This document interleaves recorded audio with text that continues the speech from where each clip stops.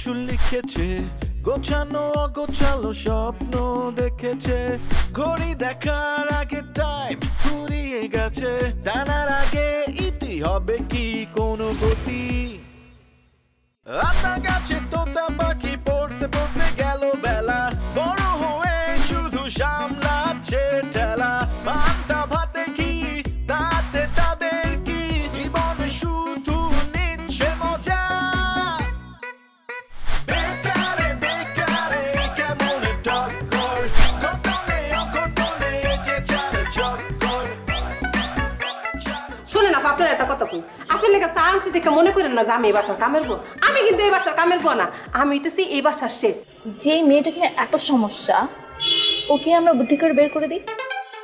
কিভাবে? কোথায় থেকে আপনাদেরকে ধরে নিয়ে এসে কুকিং শেখাচ্ছে, ড্রাইভিং শেখাচ্ছে? আচ্ছা আপনারাই বলেন, এইগুলো করে উনি কিভাবে আপনাদেরকে উত্তরাধিকার প্রমাণ করবে? আসলে ফারি, আমি না একটা বিষয় নিয়ে খুব কনফিউজড। কি? মানে আসার পর থেকে সবাই জিজ্ঞাসা করতেছে কবে যাবেন কবে যাবেন। মানে আমি বুঝতেছি না, মানে আমার সাথে কেন সবাই এমন করছে। নিশ্চয়ই তো কোনো স্টোরি তো আছে, তুমি বলো না প্লিজ। আপু, আপনি এটা নিয়ে একদম প্যারা নেবেন না। আসলে এখানে সবাই একটা বড় টাস্কের মধ্যে দিয়ে যাচ্ছে, তো মিসআন্ডারস্ট্যান্ডিং হয়েছে। এটা টাস্ক বলতে? ও বুঝতে পারছি আপু, আমি আপনাকে ব্যাপারটা ক্লিয়ার করে বলতেছি। এই বাড়িতে আপনি আসার আগে সবাই জানতো এই বাড়ির কোনো উত্তরাধিকারী নেই। সো রাঙা আঙ্কেল ওদেরকে একটা এক্সাম নিচ্ছে, যে ভালো করবে তাদের মধ্যে থেকে একজন এখানে উত্তরাধিকারী হয়ে যাবে। এখন আপনি আসার পর ওরা সবাই তো ভয় পেয়ে গেছে, কারণ আপনি তো এখানে মেইন উত্তরাধিকারী। আপনি আসার ফলে তো ওদের এখন আর কোনো ফিউচার নাই। এজন্য সবাই আপনাকে বারবার জিজ্ঞেস করতেছে যে আপনি কবে যাবেন কবে যাবেন। ওরা হয়তো আসলে আপনার উদ্দেশ্যটা বোঝার চেষ্টা করছিল। এই কাহিনী তাহলে?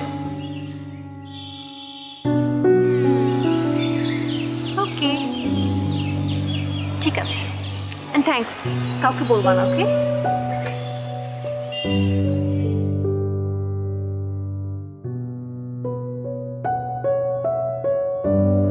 ম্যাডাম, ওই ভাতিজির ব্যাপার কিন্তু আমি নিতে পারতেছি না। একটু আগে উপরে আমার আশা আকাউন্ট ব্রোকে কিন্তু অপমান করছে। মানে আমাদের সবসময় কথাবার্তা মিস্টার না, ওনারা আমাদের নিচে করে কথা বলে। মানে আমরা মনে হচ্ছে কিছুই না, মানুষই না আমরা। ও যা বলার বলুক না, যা করে করুক, তুমি চোখে দেখবা না, কানে শুনবা না, শেষ। কেন আমি কন্ধ আর না পয়রা? আমি এত বেশি কথা কেন বলো? তোমাকে বলছো সবসময় চুপ থাকতে, একটু কম কথা বলতে। কম কথা না, আমি প্রতিবাদ করি, সেটা কি আমার দোষ? এত উত্তেজিত হওয়ার মতো কিছু হয় নাই মধু। এখন ভাবো কিভাবে কি করা যায়। এখন একটাই করা, বের করে দেয়। আসবো? হ্যাঁ আসেন। আপনারা মনে হয় কথা বলছিলেন, ডিস্টার্ব করলাম না তো? না না, ডিস্টার্ব কেন হবে, আমরা তেমন কোনো জরুরি কথা বলছিলাম না, এমনি বসেছিলাম। Okay perfect. আমি আসলে আসছি আপনার কাছে। আপনার নামটা যেন কি? আমার নাম মধু। ওকে মধু। আচ্ছা আপনি এখানে আসার আগে কোথায় চাকরি করতেন? আমি একটা ইন্স্যুরেন্স কোম্পানিতে ফিল্ড অফিসার হিসেবে কাজ করেছি 2 মাস। Wow great. দাদি মারা যাওয়ার পর তো আমাদের সব পারিবারিক বিজনেস আমি একাই সামলাই, আর এত বিজনেস আমার জন্য আসলে অনেক টাফ হয়ে যায়। আর আমি ভাবছিলাম যে আপনারা যেহেতু চাচুর অনেক ক্লোজ অ্যান্ড রিলায়েবল, সো কেননা আমি আপনাদের মধ্যে থেকেই কাউকে না কাউকে আমার কোনো না কোনো জায়গায় অ্যাপয়েন্ট যদি করি, তো আমার একটা প্রেশার তো কমে যায়। আমাদের খুলনায় একটা ইন্স্যুরেন্স কোম্পানির শেয়ার আছে, তো আপনার যেহেতু এক্সপিরিয়েন্স আছে, আপনি এক কাজ করেন, আপনি ওখানকার ইনচার্জ হয়ে যান। আর বাকি সব কিছু আমরা ইন ডিটেল কথা বলে নিব। বেটার আপনি এক কাজ করেন, আপনার সিভিটা আমাকে দিয়ে দেন। ম্যাডাম এটা কি মানে রাঙ্গা স্যার বলেছে? না না না না, চাচু কিছু বলেনি, আমি নিজে থেকে এসেছি। ও মানে আমি রাঙ্গা স্যারের পারমিশন ছাড়া আমি কোথাও যেতে পারবো না? কেন? মানে আমি যদি চলে যাই, রাঙ্গা স্যারের একটা হাত তো অচল হয়ে গেল। সমস্যা কি, আমি চাচুর হাত ধরবো। আর তাছাড়া আমি চাচুর পাশে এখন থেকে সব সময় আছি, আমি ওনার টেক কেয়ার করবো। আপনি দেরি করবেন না, আপনি আপনার সিভিটা আমাকে দিয়ে দেন। আমি আসি, বাই বাই।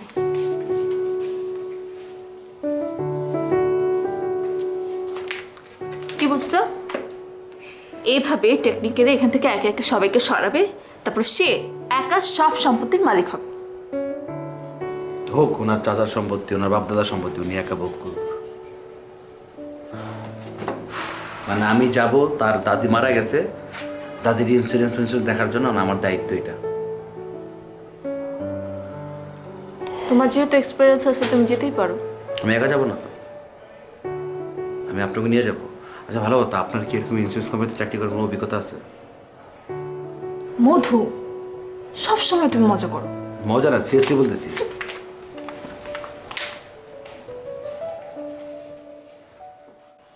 কি একটা বিপদের মধ্যে পড়লাম ম্যাডাম। আমি না মাথায় কিছুই আসতেছে না, কি যে করবো। আপনি এই যে আমাদের স্যারের যে বাস্তি, কি বললেন, কিরম মনে হয়েছে? কি বুঝবো? আমি বুঝে ফেলেছি। কি বুঝছেন? একবারে কথা বলে বুঝেছি এই মেয়েটা সুবিধের না। কিরকম? আর অনেক টাকা পয়সার মধ্যে মানুষ হয়েছে না, এই মেয়েটা উচ্ছৃঙ্খল হয়ে গেছে। ওর সাথে কথা বলেই আমি বুঝে পেরেছি এই যে যদি এই মেয়ে যদি এই রাঙা স্যারের সমস্ত কিছুর দায়িত্ব নেয়, তাহলে আমি আপনাদের বলছি রাঙা স্যার শেষ, একদম ধ্বংস হয়ে যাবে। আপনাদের তো আর কিছু হবে না ম্যাডাম, মানে মরিছি আমরা। আমাদের কিছু হবে না, আপনাদের কিছু হবে, এটা কেন ভাবতেছেন? এই মেয়ে যদি এখানে পার্মানেন্ট হয় তাহলে তো শুধু আপনাদের না, আমাদের অবস্থাও খারাপ হবে। রাঙা স্যারের বড় জোর কিছু একটা ক্ষতি হবে, কিন্তু আমাদের কি হবে বলেন? আপনি চিন্তা করতেছেন কিসের জন্য? আপনাকে একটাও সমস্যা নেই, আপনারা এনে আজকে চাকরি করতেছেন, বেরোয় আর এক জায়গায় চাকরি করবেন, বিপদে পড়বো আমরা চাইছো। আপনাকে তো একটা অভিজ্ঞতা আছে, আমাকে কেউ চাকরিও দেবে না, রাস্তায় রাস্তায় ঘুরতে হবে, না হলে ওই মা ভক্ত ছেলে মার কাছে চলে যাবে, আর কোনো উপায় নেই। আসবো? আসেন। বিরক্ত করলাম না? আরে না, আপনি না অনেকদিন বাঁচবেন ম্যাডাম, আপনার নিয়েই কথা হচ্ছে। তাই কি কথা হচ্ছিল? না, ম্যাডামের সাথে আলোচনা করতেছিলাম যে আপনি যে আইসেন, কি যে খুশি হয়েছি, আপনি মানুষটা অনেক ভালো। আমি আসলে আপনার কাছে এসেছি। আমার কাছে বল। আপনি এখানে চাকরি করার আগে কোথায় চাকরি করতেন? আসলে সত্যি কথা বলতে তেমন কোনো জায়গায় আমি চাকরি করিনি, মানে আমি বাড়ি মারই দেখাশোনা করতাম আর কি। আমি একটা মা ভক্ত ছেলে তো, মানে মার সাথে অভিমান করি। আমাকে টাকা পয়সার অনেক কোনো অভাব নেই, মানে অঢেল টাকা পয়সা আছে, কিন্তু সমস্যা হচ্ছে অভিমান। জিদ করে আমি বাড়ি ছেড়ে চলে আসি।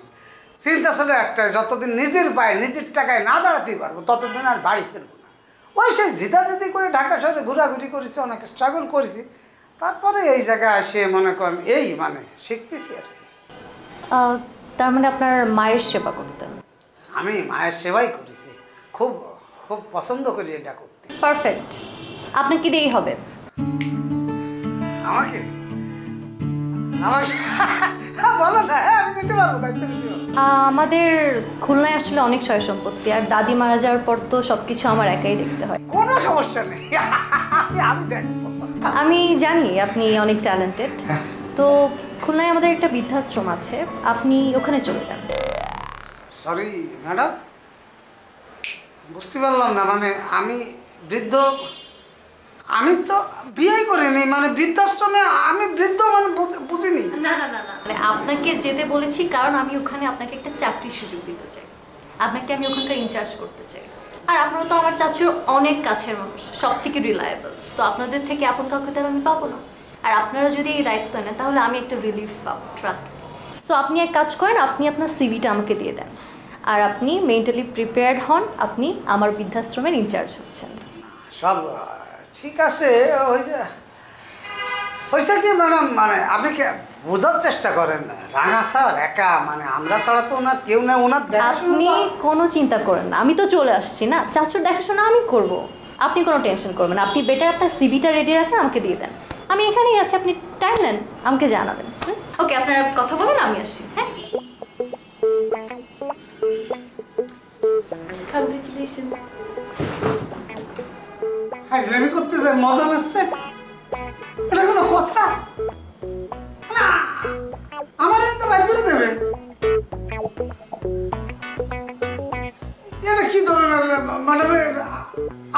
করছেন না কিসের জন্য? এটা কি হচ্ছে? হ্যাঁ ভালো তো, আপনার জন্য চাকরির অফার দিয়ে গেল, অ্যাটলিস্ট আপনার তো একটা কোনো ব্যবস্থা হলো। আমাদের যে কি হবে সেটা তো বুঝতে পারছি না। যাই হোক, থাকেন।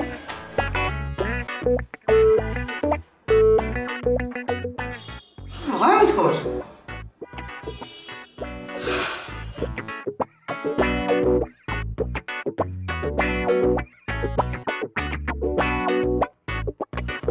ভাই আসসালামু আলাইকুম। ভাই মনটা ভালো বলবা? হ ভাই, আমি মানে এই বাড়িতে যে একটু বুঝ পরামর্শ করুম, ভালো মন্দ নিয়ে আলোচনা করুম, এরকম তো একটা লোক আমার নাই ভাই। তাছাড়া আমার দৃষ্টিতে আপনার মতো এরকম যোগ্য বুদ্ধিমান লোক এই বাড়িতে আরেকজন নাই, তাই কিছু আলোচনা ছিল। তো না পেঁচে কি করতে চাও সেটা বল। ভাই রাঙা স্যারের বাস্তিতে চলে আসছে, আপনারা যে রাঙা স্যারের উত্তরাধিকার দিবেন সেটা তো গেছে গোল্লায়, আর আপনারা জেনে নাই আমি তো সেখানে ডাইল ভাত, আমার তো কোনো হিসাবই নাই। তাই কইছিলাম কি, আমি তো শুনছি যে আপনার নাকি অনেক বড় বড় লোকজনের সাথে উঠা বসা, এদেরকে দইরা বইলা একটা বড় চাকরি নিয়ে নেন। আপনি একটা বড় চাকরি নিলে তার ছোটো যেই পোস্টটা, মানে আপনার তলের পোস্টটা, সেখানে আপনি আমার সহকারী হিসেবে নিয়ে নেন। তার মানে কাজের সমাধান হয়ে গেল। রইল বাকি থাকার ব্যাপারটা, আমরা দুজন মিলে 2 রুমের একটা বাসা নিয়ে নিব। আমি আর মুন্নি 1 রুমে থাকবো, আপনি থাকবেন 1 রুমে। তার মানে কি, থাকার ব্যবস্থা হয়ে গেল। এখন রইল কি, খাওন। মুন্নি যে ভালো রান্না করে, আপনি বাজার করবেন, মুন্নি রান্না করবেন, তাইলে হয়ে গেল। কেন আমাকে রান্না করার কোনো লোক নাই? আমি তো ভুলেই গেছিলাম শর্মি ম্যাডামের কথা। বাইরে প্রথম কাজ হইব আপনাকে 2 জনের বিয়াটা সাইরা ফেলানো। তাইলে কি হলো, ঝামেলা শেষ। এবার 2 রুমের একটা বাসা নিয়ে আপনি থাকবেন 1 রুমে আপনার পরিবার নিয়ে, আমি থাকবো 1 রুমে আমার পরিবার নিয়ে। আর তাছাড়া রান্না বান্নার তো কোনো ঝামেলাই নেই। কেন আমি কি মুন্নি রান্না খাবো? শর্মি থাকতে আমি কেন মুন্নি রান্না খাবো? শর্মি রান্না আমি খাবো। ভাই এতদিন ধরে এত মুন্নির এত রান্নাই খাইতেছে, তাছাড়া আপনি কি চাইবেন যে আপনার এই সুন্দর পরীর মতো বউটা আগুনের কাছে যায় কালো হয়ে যাক? মুন্নি যা কালা হলে তা তো হইছেই, এরপর আর নতুনভাবে কালা হওয়ার কিছু নাই। কালা হয়েছে অহিও। এটা তুমি ভালো বলছো। তুমি করবা কি? অবশ্যই আমার করার আছে। মুন্নি রান্না করব, আপনি বাজার করবেন, বাজার টানবো কি? আমি টানো।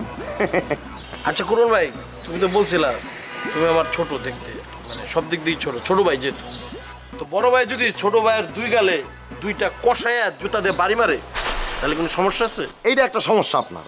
কইতেছি কাজের কথা, আপনি কথায় কথায় পায়ের জুতা হাতে নিয়ে আসেন, জুতা রাখেন, কাজের আলাপ করেন। কি ব্যাপার মুন্না, জুতা হাতে কি করছো? না আসলে ওই যে কুরবান ভাই এরকম একটা তার জুতা কেনার শখ জীবনে, তাই দেখতে চাইলে দেখাইতেছি না। জি ম্যাডাম, ওই গুলিস্তান থেকে কম টাকায় ভালো জুতা কিনছে, সে আবার খুলে দেখাইতেছিল কেমন। না ঠিক আছে। এনিওয়েজ, আমি এসেছিলাম তোমার সাথে একটু ইম্পর্টেন্ট বিষয়ে কথা বলতে। আর কি বলার আছে? আমি তো বুঝতেই পারতেছি আপনি কি বলতে চান, আর তারপরে যেহেতু বলতে চাইতেছেন বলেন শুনি। আচ্ছা, তোমার প্রিভিয়াস এক্সপিরিয়েন্স কি ছিল? আই মিন এখানে আসার আগে কি করতে? কাটাকাটি করতাম। মানে কষাই ছিল নাকি মাছ কাটতাম? মানুষ কাটতাম। না ম্যাডাম, মানে এমনই একটু মজা করে কথা বলে। সে আসলে একটা হোটেলে চাকরি করতো, বুঝছেন। সেই মালিক প্রায়ই আসে, যতবার আসে ততবারই তার জন্য বেতন বাড়ায় অফার নিয়ে আসে, কিন্তু সে কোনোভাবেই রাঙ্গা ছাড়া ছাইরা যাবে না।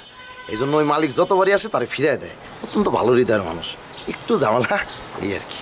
কিন্তু এখন তো রাঙ্গা চাচাকে ছেড়ে যেতেই হবে। কেন? তোমরা তো জানোই আমার দাদি মারা যাওয়ার পর আর এত বিজনেস, এত সয় সম্পত্তি, সব কিছু তো আর আমার একার পক্ষে দেখা সম্ভব না, তাই না? তোমরা এতদিন হলো রাঙ্গা চাচার টেক কেয়ার করছো, আর এত বিশ্বস্ত মানুষ। সো আমি চাই তোমরা বা তোমাদের মধ্যে থেকে সবাইকে কোনো না কোনো জায়গায় অ্যাসাইন করতে। তো আমাদের খুলনায় একটা 3 স্টার মানের হোটেল আছে, তো তুমি চাইলে আমি ওখানে তোমাকে অ্যাসাইন করতে পারি। মানে তুমি সব কিছু দেখাশোনা করবে আমার হয়ে। তো আপনি কি করবেন? আমি চাচার সাথে থাকবো, চাচার টেক কেয়ার করবো। একটু আগে শুনছেন না, আমার ওল্ড বস প্রায় আসে আমার নিয়ে যাইতে তার কাছে বেশি বেতনে। আমি কিন্তু যাই না, কারণ আই লাভ রাঙা স্যার। রাঙা স্যারে ছাইরে যদি আমার যাইতে হয়, তাহলে আমি আমার ওল্ড বসের কাছে যাব। আপনার কাছে আমি কেন যাব? আপনার হোটেল দেখা তো আমার দায়িত্ব না। এসব অফার আপনি আমার না দিয়ে অন্য কাউরে দিন।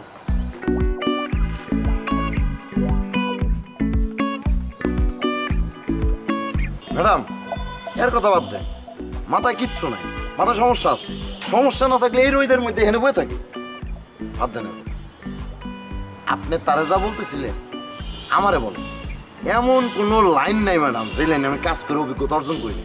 এই মনে করেন কুকিং, ফিশিং, খামারিং মানে গরু ছাগল পালা থেকে শুরু করে হোটেলিং মানে আমার ভাতের হোটেলও আমার অভিজ্ঞতা ছিল ম্যাডাম। এরকম বিভিন্ন লাইনে আমি কাজ করে ম্যাডাম অনেক অভিজ্ঞতা নিচ্ছি। আপনি যদি এই জাতীয় কোনো ব্যবসা বাণিজ্য থাকে তাহলে দেন, আমি আমার বউ মুন্নিরি নিয়ে ওইখানে চলে যাই। দেখবেন ব্যবসা তত্তর করে উপরের দিক নিয়ে গেছি। সরি, আপনার জন্য কিছু নাই।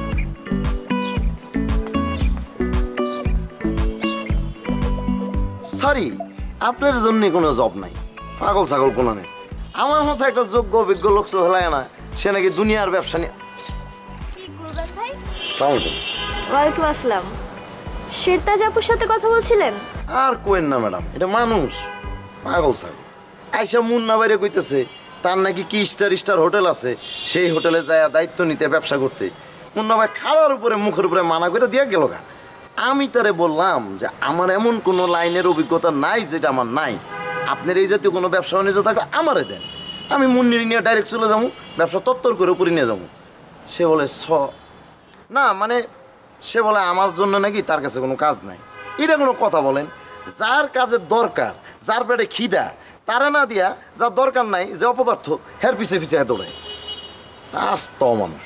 কুরবান ভাই, হয়তো তার বিজনেসে যেই কোয়ালিফিকেশনের মানুষ লাগবে আপনার সেই কোয়ালিফিকেশন নাই, এজন্য একটা মানুষকে আপনি এভাবে অমানুষ বলবেন? এটা কিন্তু ঠিক না।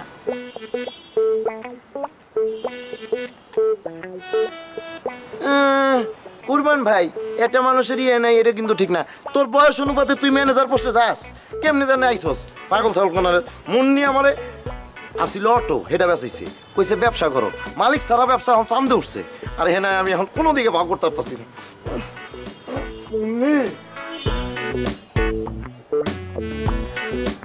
বিজু ভাই, আপনি তো এখানকার সব থেকে সিনিয়র, আর চাচ্চুর অনেক ফেভারিট। চাচ্চু আপনার কথা অনেক বলে, তো চাচ্চুর কাছে আসলে আপনার এত কথা শুনতে শুনতে আপনার প্রতি একটা ইন্টারেস্ট গ্রো করলো, ভাবলাম কথা বলে আসি। হ্যাঁ, সমস্যা নাই তো, আপনাদের জায়গায় আপনারা তো আসবেনই। স্টিল আপনি মাইন্ড করেন না না না,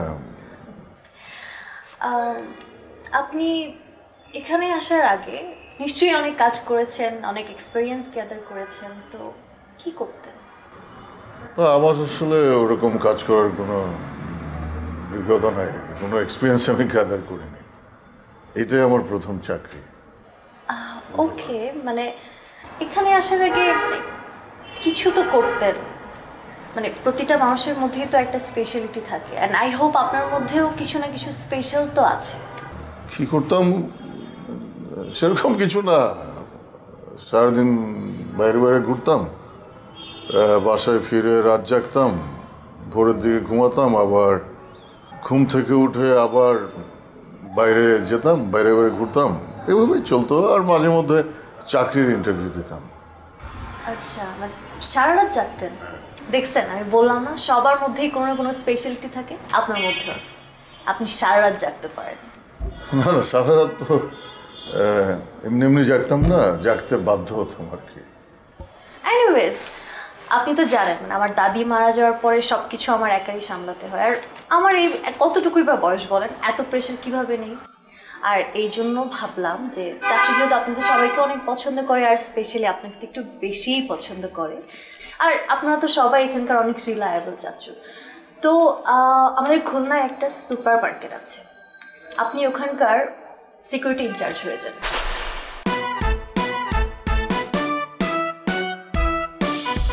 তার মতো ডিস্টার্ব আছে, যার লেগা এরকম একটা ডিস্টার্বে তার কান্দ করে খুলনা লয়ে যাবো, আর কোনো কাম পাইলা না তুমি। রিজু ব্রো, আপনি এইটা বিট করবেন, আপনি রাঙ্গা স্যার কাছে যান, গিয়ে আপনি সরাসরি কথা বলেন প্লিজ। নো। মানে কি মুন্না, তুমি এভাবে অ্যাগ্রেসিভ ভাবে কেন কথা বলতেছো আমার? আপনার সাথে কিভাবে কথা বলবেন? আপনি কথা বলার কোনো জায়গা রাখছেন?